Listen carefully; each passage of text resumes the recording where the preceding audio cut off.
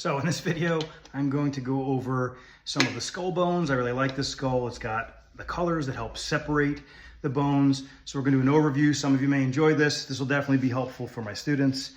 So let's start off in the front here. We've got the blue. This is the frontal bone, okay?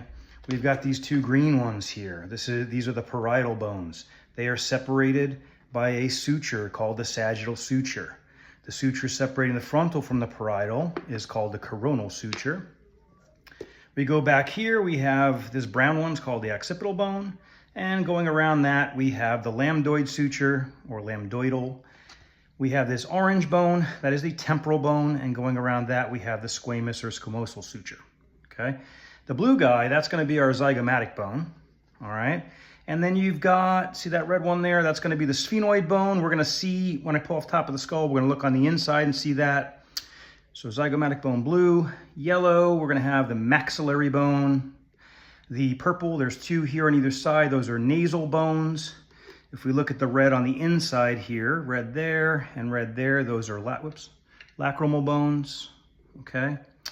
And, sometimes I hear on, fight sports MMA that someone broke their orbital bone. There's no such thing as an orbital bone.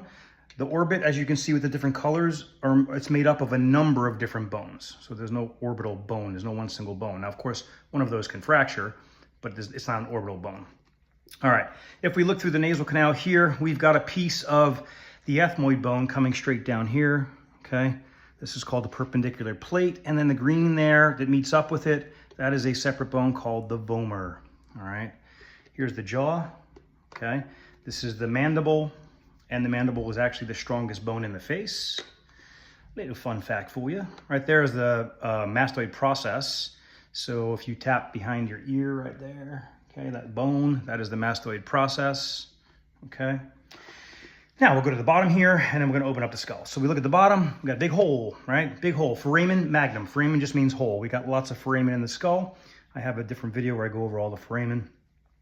These are occipital condyles. This is what sits on top of the atlas vertebrae, the top cervical vertebrae, okay?